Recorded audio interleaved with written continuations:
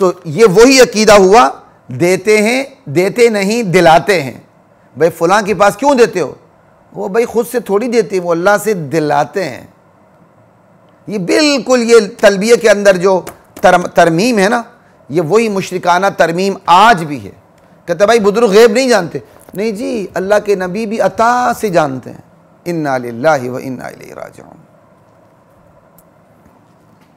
شیطان نے ہمیشہ ہر ممکن طریقے سے مشرکانہ عمل کی شان و شوکت کے اظہار کی بھرپور کوشش کی، اور کمزور ایمان جن کے ایمان لڑک جاتا ہے اور منافقین میں شیطان کی کوششیں کامیاب ہوئی ہیں۔ لا الہ الا اللہ۔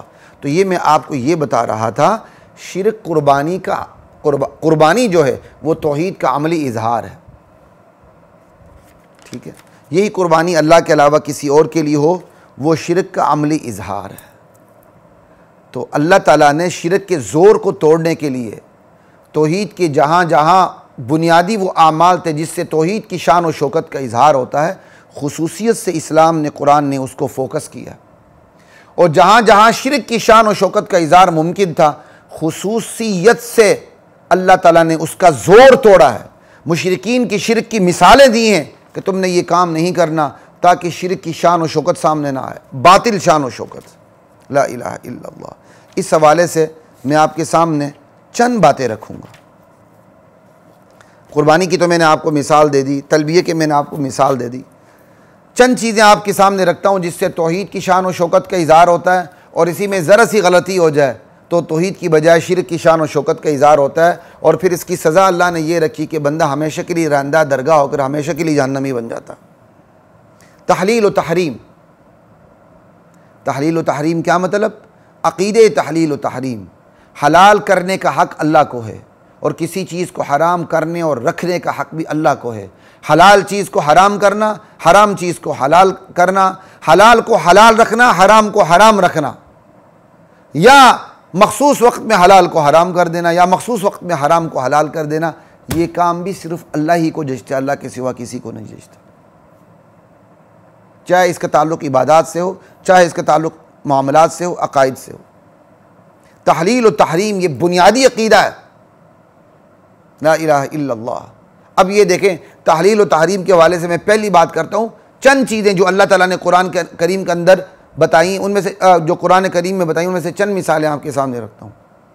اللہ کہتے ہیں یہ دیکھو، حرمت علیکم المیتہ، میں نے تم پر مردار کو حرام کر دیا، والدم، بہتے خون کو حرام کر دیا، ولحم الخنزیر، خنزیر کا گوشت تم پر حرام کر دیا، وما اہل لغیر اللہ بھی، اللہ کے علاوہ جس چیز پر اللہ کے علاوہ جس کا نام پکارا جائے وہ بھی تم پہ حرام کر دیا، والمنخنقہ، اور وہ جانور جو گلہ گھٹنے سے مر جائے وہ بھی حرام ہے، والموقوذہ، اور وہ جانور جو چوٹ لگنے سے مر جائے وہ بھی حرام ہے، والمتردیہ، وہ جانور جو گرنے سے مر جائے وہ بھی حرام ہے، والنطیحہ، جو سینگ لگنے سے مر جائے وہ بھی حرام ہے، وما اکل السبع، جسے درندے چیر پھاڑ کے مار دیں وہ بھی حرام ہے، الا ما ذکیتم، البتہ وہ جانور جو گر پڑے، گلا گھٹنے لگے، سمجھ آئی، سینگ لگے، ابھی مرا نہیں ہے اور ابھی اس میں جان باقی ہے، آپ نے ذبح کر دیا تو وہ حلال ہو جائے گا۔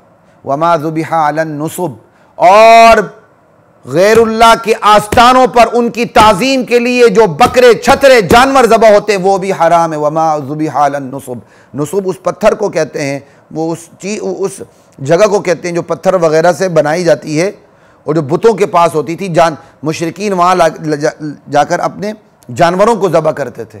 یہی کام اگر قبر کے سامنے کوئی خاص جگہ بنا لی جائے اور پیر صاحب کے نام پر وہاں جانور ذبح ہونے لگے تو وہ بھی حرام ہے۔ پیر تو پیر، نبی کے نام پہ ذبح ہونے لگے وہ بھی حرام ہے۔ وما ذبح علی النصب کے تحت۔ وان تستقسموا بالازلام، تیروں کے ذریعے قسمت معلوم کرنا بھی حرام ہے، تیروں کے ذریعے آپس میں گوشت کو تقسیم کرنا بھی حرام ہے۔ مشرکین عقیدہ رکھتے تھے کہ ہم نے آپس میں گوشت تقسیم کرنا ہے، جا کر تیروں پہ لکھا ہوتا تھا اللہ کا نصف، اللہ کا ربع، یہ تمہارے لیے نصف ہے، تمہارے لیے چوتھائی حصہ ہے، سمجھتے تھے۔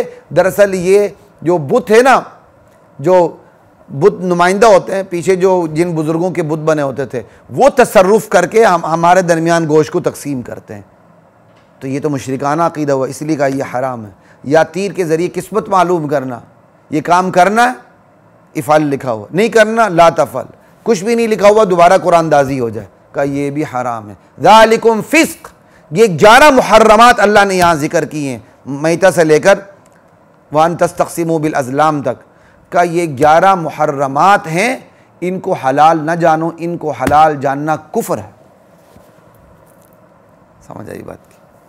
تو یہ اللہ تعالیٰ، یہ ہے تحریمات اللہ، یہ سمجھانے کا طریقہ ہے۔ اب یہ جو ہے اللہ کی تحریمات، ان کو تم نے حلال نہیں جاننا، حلال جانو گے کافر ہو جاؤ گے، بدعقیدہ ہو جاؤ گے۔ اللہ نے کتنا، وہ اللہ جو نماز کی تفصیل نہیں بتاتا، وہ اللہ مشرکین مکہ کی بدعقیدگی کو کھول کھول کے بیان کرتا۔ آگے چلیں، تحریمات غیر اللہ کو لے لیں، سمجھ آئی بات کی؟ اب یہ اللہ نے حرام کی ہیں، جو ان کو حلال سمجھے گا وہ کافر ہو جائے گا۔ اللہ تعالیٰ نے کہا کہ تم نے ان کو حرام ہی سمجھنا، ٹھیک ہے۔ اب اللہ تعالیٰ نے جو حلال کی ہیں ان کو حرام سمجھنے سے بندہ کافر ہو جائے گا، الٹ بات ہوگی نا۔ پہلے کیا تھا؟ اللہ نے حرام کی، تم نے حلال نہیں سمجھنا، اللہ نے حلال کی، تم نے حرام نہیں سمجھنا۔ اس کی مثال بھی ہے، مشرکین کیا کرتے تھے؟ جانوروں کو کے مختلف نام رکھ دیتے تھے، کسی کا نام بحیرہ، سائبہ، وسیلہ، حام، کسی کا دودھ نہیں پینا، کسی کا گوشت نہیں کھانا، اور کسی کو بار برداری بوجھ کے لیے استعمال نہیں کرنا۔ کیوں؟ یہ فلاں حضرت پیر صاحب بزرگ کے نام ہو چکا ہے، اب ہم اس کو نہیں چھیڑتے۔ جیسے غالباً ہندو سانڈ چھوڑ دیتے ہیں، اور یہ پنجاب کے دیہاتوں میں بھی جانور چھوڑ دیتے تھے بزرگوں کے نام پہ، آج کل ہوتا ہے کہ نہیں؟ اور وہ اگر وہ جانور کھیتیاں برباد کر دے بھی تو ڈرتے تھے اس کو ہاتھ لگانے سے کہ بزرگ ناراض ہو جائیں گے۔ یہ کیا ہے؟ یہی تو عقیدہ ہے۔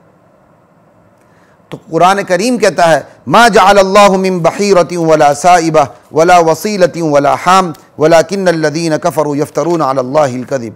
اللہ تعالیٰ نے کوئی بحیرہ نہیں بنایا۔ اس کا ترجمے پہ، میں اردو ترجمے پہ مجھے کبھی زیادہ اتفاق، میں نے جب پڑھا ان دنوں میں اس ترجمے کو غور سے دیکھا تو مجھے اردو کے ترجمے پہ مزہ نہیں آیا، اس لیے میں اس کا صاف ترجمہ کرتا ہوں جو جعلہ کا بنتا ہے، ما جعل اللہ من بحیر، اللہ نے کوئی بحیرہ نہیں بنایا۔ کتنا صاف ترجمہ آپ کے سامنے کر رہا ہوں۔ کیا مطلب؟ اللہ نے کوئی ایسا جانور نہیں بنایا جس کا نام بحیرہ رکھ دیا ہو، جس کو بزرگوں کے نام کر دیں۔ سمجھ آئی؟ اللہ مختلف ہے نا، کسی کو بزرگوں کے نام کر دیا بوجھ کے لیے استعمال نہیں کرنا، کسی کو بزرگوں کے نام کر دیا اس کا دودھ استعمال نہیں کرنا۔ یہ آپ تفصیلات قرآن کریم کی کوئی اردو تفسیر کھول لیں، عربی کھول لیں، آپ کو مل جائیں گی۔ اللہ نے کوئی بحیرہ نہیں بنایا، تمہارا نام رکھے ہوئے ہیں۔ ولا سائبہ، اللہ نے کوئی سائبہ نہیں بنایا۔